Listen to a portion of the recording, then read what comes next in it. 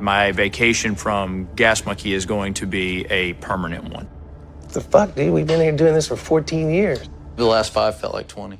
Did Aaron Kaufman truly walk away from Fast and Loud on his own? Or was there something deeper at play? For years, fans saw the bearded mastermind transform forgotten cars into high-octane legends, always front and center beside Richard Rawlings, as the dynamic that fueled Gas Monkey Garage's meteoric rise. But behind the scenes, pressures mounted, tempers sometimes flared, and creative ambitions quietly collided. Was Aaron simply ready for a new chapter, or did relentless deadlines and hidden disagreements push him out the door? In this story, the answers are not always what they seem. Today, the secrets behind Kaufman's sudden departure are finally coming into focus. From untold conflicts and personal struggles to a parting that shocked the entire car world. Get ready, because what really happened goes far beyond what fans ever saw on television. The origins of Gas Monkey Garage are as unlikely as they are legendary. Richard Rawlings, a Dallas entrepreneur with a daring vision, saw how automotive reality shows like Overhaulin' were capturing fans and believed he could create something bigger, a world-class hot rod shop that doubled as a lifestyle brand. Enter Aaron Kaufman, a talented mechanic working in a local garage whose knack for resurrecting battered cars matched Rawlings' appetite for the spotlight. Their fateful meeting set events in motion that would transform the custom car scene forever. With Rawlings as the charismatic frontman and Kaufman as the bearded wonder with a gift for fabrication, the duo established a chemistry that powered Fast and Loud. Together, they scoured the country for dilapidated vehicles, everything from forgotten pickup trucks to iconic sports cars, infusing each build with creativity and grit. Notable projects included the 1966 Volkswagen Microbus, a Ford GT nicknamed BADDGT with 2,700 horsepower, and the Thomas Crown Affair Mustang. The show's format, fast-paced edits, and a blend of drama with technical wizardry kept viewers glued, routinely ranking Fast and Loud as one of television's top car shows for 16 hit seasons. Behind the curtain of fame, though, the partnership was complicated. Rawlings dominated as the brand's visionary, while Kaufman channeled his skills into cars that pushed the limits of what a mainstream show could achieve. Their spirited back and forth, sometimes playful, sometimes tense, gave the series an authentic appeal unmatched by scripted competitors. Yet as seasons rolled by, early hints emerged that not everything was perfect. When Gas Monkey Garage temporarily shuttered before its Discovery launch, both men went their separate ways for a brief spell. Rawlings pivoted to other ventures, and Kaufman took a day job at a parts store, until a last-minute call from Discovery Channel revived their alliance and sparked the global success of Fast and Loud. As Fast and Loud's popularity soared, the early spark between Rawlings and Kaufman sometimes sputtered under the weight of high expectations, television deadlines, and mounting pressures to keep the drama alive. Their synergy fueled unforgettable moments, full-throttle races, cutthroat auctions, and fiery arguments that showed viewers real stakes and real personalities. But for those paying close attention, it was clear even in the first seasons that the dream team was built on more than just horsepower. It was a partnership defined by both triumphs and tensions, with roots far deeper than television ever showed. As Fast and Loud exploded into a global phenomenon, the original camaraderie that made the show a hit began to show signs of strain. Fame magnified the differences between Richard Rawlings and Aaron Kaufman, reshaping how decisions were made and how the team functioned behind the scenes. With each season, the stakes rose. Sponsors wanted more, audiences demanded even bigger spectacles, and the television schedule grew more relentless. At the core, Aaron Kaufman stayed committed to his trademark perfectionism. He saw every build as an opportunity to innovate, insisting on creative freedom to experiment with new techniques and higher standards of restoration. Richard Rawlings, meanwhile, was focused on keeping the machine moving. Fast turnarounds, high visibility, and projects designed to draw ratings, even if it meant cutting corners or settling for a less ambitious overhaul. The team was pushed to deliver jaw-dropping cars on timelines the real world would never allow. how. For Kaufman, each ignored detail or rushed deadline felt like a compromise. And for Rawlings, every delay was a risk. Lost time, lost money, lost momentum. Tensions most visibly surfaced in the shop and on set. Kaufman often found himself clashing with Rawlings over which projects deserved their time and which just ticked a box for the network. One notorious example was the Pantera build, a car whose technical complexities and tight deadlines fueled multiple arguments between the two. Kaufman wanted to engineer a one-of-a-kind build with custom suspension and a flawless finish, but television schedules forced the project to move at breakneck speed. The end result, while spectacular for the cameras, left Kaufman dissatisfied, a sentiment he later shared in interviews. The intense workload revealed other cracks. What fans saw as friendly banter on camera sometimes masked sharp disagreements off-screen. Crew members remembered heated debates, scrapped blueprints, and long nights where creative visions seemed impossible to reconcile. As deadlines squeezed tighter and episodes needed to be delivered no matter what, Aaron's vision of artistry clashed sharply with Rawlings's growing focus on entertainment and brand. The two once described their chemistry as the blend that made Gas Monkey Garage famous. Yet by the 7th season, that same magic became a source of friction. Over time, conversations turned from creative dreaming to project management, and lunch breaks were replaced with production meetings. The bond that had launched Gas Monkey Garage was being tested by the same fame that made its legend, and fans who knew where to look could see the first visible cracks in the Dream Team's dynamic. Tensions simmered at Gas Monkey Garage long before the cameras shut off, and Aaron Kaufman walked away for good. The heart of these creative clashes was a difference in philosophy. Rawlings ran the shop like an entertainment engine, pushing deadlines and drama, while Kaufman fought for perfection, obsessing over the fine details that made each car more than just a commodity. This invisible tug-of-war spilled into heated arguments, moody silences, and the kind of pressure that no amount of editing could fully hide. Many nights in the garage ended with sharp words and unresolved frustrations. Kaufman's insistence on doing everything right often meant scrapping whole sections of work if he spotted minor flaws, which infuriated Rawlings and the production crew. Crew members recalled back-office arguments where yelling would drown out the usual clatter of tools. Tight timelines only fueled the tension. Every minute spent reworking a detail was a minute lost in what Rawlings saw as the bottom line. One notorious example was the Lamborghini Pantera project, a build so ambitious it nearly tore the team apart. Kaufman wanted to create an engineering marvel with custom suspension and show-quality finishing. Rawlings, pressured by Discovery Network's filming schedule and sponsors, insisted the car just needed to look great for the cameras and get done on time. Disagreements reached their peak with missed deadlines and temper flares, resulting in arguments that spilled onto the shop floor and even made it into some unscripted scenes. In interviews years later, Kaufman admitted this Pantera build was a tipping point. Mood swings became common as deadlines loomed. The shop buzzed with stress, and there were days when Kaufman's silence spoke volumes, a mechanic so frustrated he would avoid conversation entirely. Rawlings, in turn, grew louder and more insistent, sometimes overriding creative decisions just to keep the show's momentum. Those close to the production described an environment where time was money. Tempers were as much a part of the job as the builds themselves. The tension was not just technical, but also personal. Early camaraderie, jokes, late-night brainstorming gradually vanished as every conversation turned into a negotiation. The friendship began to unravel. They saw each other less as partners and more as obstacles. Ultimately, those creative and personal battles built up until Kaufman's passion for building was no longer compatible with television's demands. He chose integrity and craftsmanship, even as it meant leaving behind a show, a brand, and a partner whose vision no longer matched his own. Aaron Kaufman's decision to walk away from Fast and Loud was less about a sudden fallout and more about a slow-burning frustration that grew too large to ignore. In candid interviews, Kaufman described how the restrictive television schedules suffocated his creativity. He wanted to build cars that pushed boundaries and set new standards, but the fast-paced format demanded quick turnarounds and smaller, simpler projects to keep episodes moving. This fundamental clash became impossible to reconcile over time. "We just did not see eye to eye anymore," Kaufman admitted in one interview, crystallizing a split that went beyond business and crossed deeply into their differing values. For Rawlings, Gas Monkey was a brand and entertainment vehicle that needed to keep viewers hooked. For Kaufman, the garage was a sacred space space where craftsmanship and innovation mattered most, regardless of the deadline. Behind the scenes, his exit was calm but decisive, a clean break rather than a heated exit. Sources close to the situation describe a closed-door meeting between Kaufman and Rawlings after the announcement, where Rawlings made a generous offer: come back on your terms, build what you want, away from the show's strict demands. But Aaron declined firmly, stating, "You chose TV, I chose building. That's the difference." This wasn't a rash decision, but a thoughtful turning of a page, setting Aaron free to pursue his own vision. The infamous Pantera build symbolized more than a project gone wrong. It represented the crossroads where Kaufman realized the show's constraints would never accommodate his ambitions. He explained the build was the bottom end of the type of cars I want to build, too complex for the TV format's limited time and budget. The compromise left him frustrated, and personal and professional differences grew alongside the mounting pressure to deliver for both the cameras and sponsors. Exhaustion added to the strain. Kaufman revealed working up to 110 hours a week, sometimes crashing in the cars he was rebuilding. The intense demands had transformed what started as a dream into a draining grind. Though he never disparaged the show or Rawlings publicly, those closest sensed his withdrawal and knew it meant the end of an era. In the months after, Fast and Loud tried to carry on, but the absence of Kaufman's craftsmanship and heart was felt by fans and insiders alike. It was a philosophical divorce. No loud fights, no bridges burned, just a parting driven by vision and principle that forever changed the landscape of custom car culture. The news of Aaron Kaufman's departure sent shockwaves through the Fast and Loud fan community. Fans had come to see Kaufman not just as a mechanic, but as the heart and soul of Gas Monkey Garage, a creative genius whose calm yet confident presence balanced out Richard Rawlings' fiery charisma. When his exit was announced, many viewers felt like they were losing a piece of the show's magic, sparking an outpouring of disappointment and confusion across social media and fan forums. The internet buzzed with speculation, rumors, and a shared sense of loss. As one popular sentiment echoed, "It just won't be the same without Aaron." Richard Rawlings was quick to respond publicly, trying to reassure fans that Gas Monkey Garage and Fast and Loud would continue strong. In blog posts and interviews, Rawlings praised Kaufman as the backbone of the operation, but emphasized that the team was bigger than any one person. He maintained a respectful tone about their split, framing it as a difference of creative direction rather than personal conflict. Behind the scenes, however, the reality was more complicated. Rawlings divulged in recent podcast interviews that the absence of Kaufman left a hole that was difficult to fill, and that he often reflected on their partnership with a mix of pride and regret. Despite Rawlings' efforts, Fast and Loud struggled to reclaim the same spark that made it a fan favorite. New builders joined the cast, but the chemistry that had fueled the show's rise was missing. Viewership declined steadily as fans lamented the loss of the original duo's dynamic. The show's shift from intricate, ambitious car builds toward quicker, more commercial projects left many longtime viewers feeling disconnected, a sentiment made clear in countless online discussions and reviews. In private, Rawlings sought reconciliation and deeper conversations with Kaufman. Sources say that a private meeting was held where Rawlings offered Kaufman a chance to return under his own terms, to build cars his way with less interference. But Kaufman declined, underscoring that his passion no longer aligned with the show's demands. While no bridges were burned, the split marked the end of an era and a reminder of the fragile balance between art and commerce in television reality shows. Ultimately, both men moved on to chart their own paths, but the aftermath of Kaufman's departure left an indelible impact on the show and its loyal fan base, one that underscored the deep connection viewers had to the authenticity and craftsmanship that once defined Gas Monkey Garage and Fast and Loud. Here is the full hook/introduction section and first 3 sections of the video script based on the approved outline and detailed research so far. Each section is crafted to engage viewers with smooth flow, fresh phrasing, and dramatic but respectful language for high retention. Behind the polished veneer of Fast and Loud and the roaring success of Gas Monkey Garage lies a web of rumors, speculations, and stories that neither Aaron Kaufman nor Richard Rawlings are willing to fully disclose. Business disagreements and financial disputes simmered long before Aaron's departure, with whispers of tension over brand management and divergent priorities shaking the foundations of their partnership. Several sources allege that Rawlings expanding empire, spanning gas monkey bars, energy drinks, racing teams, and more, strained resources and attention from the garage, creating resentment among the core team. One of the hottest rumors circulating the internet is about secret meetings arranged between Aaron and Richard after Kaufman left to discuss a potential return. While details remain scarce, insiders hint at a failed attempt at reconciliation where Rawlings offered Kaufman more autonomy, trying to bridge their creative and business gaps. Reportedly, Kaufman's firm refusal, "You chose TV, I chose building," underscored a definitive break that closed the door on future collaboration. Neither party has fully elaborated on these talks, keeping the true nature and emotional depth of their split shrouded in mystery. Among fans, speculation runs wild regarding alleged betrayals and business backstabbing behind the scenes. Some contend that disputes over money and control hastened the split, while others suspect that personality clashes masked more complex dynamics, including contractual pressures and brand disputes. Public legal battles faced by Rawlings, including a $6 million lawsuit involving Gas Monkey Bar and Grill partners, added fuel to a growing narrative of chaos and conflict enveloping the once tight-knit brand. Both Kaufman and Rawlings remain cautious in interviews, carefully navigating YouTube fans' thirst for drama while avoiding outright accusations or detailed retelling. This silence fosters intrigue, but also frustration. Viewers feel they have been given only half the story, while the real breakdown lives in private conversations and behind closed doors. The narrative of two friends turned rivals is compelling, but the full truth may never be told, leaving fans to piece together clues from interviews, lawsuits, and internet rumors. Ultimately, the hidden truths behind the Gas Monkey saga reveal the intense pressures of blending passion projects with business realities. In the world of reality TV, where image and ratings matter as much as craftsmanship, Kaufman and Rawlings' story is a complex case of creative dreams clashing with commercial demands, where nobody walks away entirely unscathed, and some truths remain best left unsaid. After leaving Fast and Loud, Aaron Kaufman took a bold step toward reclaiming his passion on his own terms. He opened Arclight Fabrication, a boutique shop in Dallas dedicated to building classic and custom cars with no tight deadlines or network pressures. Aaron starred in his own show, Shifting Gears with Aaron Kaufman, where he focused on projects that truly ignited his creativity. From restoring vintage Ford pickup trucks to turning a 1971 International Scout into a street-legal Ultra 4 race car, Aaron finally had the freedom to push boundaries at his own pace. The show offered a refreshing return to craftsmanship and passion, even if it ended after 2 seasons, with fans still eager to see more of his work. His new path reflects a clear vision: quality, innovation, and joy over ratings. Richard Rawlings chose a different route, focusing on sustaining and reinventing the Gas Monkey brand beyond the TV spotlight. While Fast and Loud ended in 2020, Gas Monkey Garage remained active as a custom car shop. Rawlings also expanded into lifestyle ventures, such as Gas Monkey Bars and Grill, live music venues, and merchandise lines that kept the brand alive for loyal fans. He shifted from weekly television to social media platforms like YouTube and Instagram, where he documented the garage's daily workings and continued to engage the automotive community. This move brought new challenges as well, including financial struggles and health concerns, but Rawlings remains committed to preserving Gas Monkey's legacy and adapting to a changing media landscape. Their divergent paths reveal much about what each man valued most. Aaron Kaufman's departure and subsequent projects highlight a dedication to the craft, where building the perfect car means everything, far beyond the demands of TV schedules or network expectations. Richard Rawlings, on the other hand, embraced the brand-building side of the business, balancing showmanship, entrepreneurship, and fan engagement to keep Gas Monkey a household name. Both men's journeys emphasize different sides of the custom car culture: the pure passion of hands-on fabrication and the commercial savvy needed to survive in the spotlight. Though they parted ways, their legacies remain intertwined, each reflecting the dreams and compromises they made along the road. The split between Aaron Kaufman and Richard Rawlings lays bare the true challenges of building something authentic under the relentless spotlight of reality television. It was never simply a professional parting, it was a philosophical divorce, a collision between artistry and commercialism, passion and pressure. For Aaron, building cars was sacred, an art form that demanded time, care, power, and freedom. For Rawlings, Gas Monkey was a brand that required deadlines, ratings, and business survival. When those core values clashed, neither side was willing to compromise, and the breakup was inevitable. Behind the scenes, the quiet sadness lingered. Rawlings has spoken about the deep respect he still holds for Kaufman, the best builder he ever worked with, and admitted that the loss left a hole in the heart of Gas Monkey Garage. Yet, he also acknowledges that their partnership's breakdown was a matter of timing and differing life paths, something beyond simple fixes or reconciliation. Private conversations, including a rare attempt to bring Kaufman back under more flexible terms, ended with a firm no, signaling a clean break, not bitterness. The story leaves fans with lingering questions. What if Aaron had stayed? Could they have found common ground? Or was the pressure of fame destined to pull them apart? The key lesson is clear. Pursuing creative freedom and staying true to one's craft can come at a steep price, especially when commercial interests and public expectations are involved. Today, both men continue on separate roads, each successful in their own right, but forever marked by the legacy of their shared past. Their story reminds audiences that sometimes the hardest choice is walking away to protect your passion, even if it means leaving behind fame, friendship, and fortune. So what would you have done in Aaron's shoes? If you found this story as fascinating as we did, don't forget to hit like, drop a comment below with your thoughts, and subscribe for more revealing stories from Hollywood and reality TV.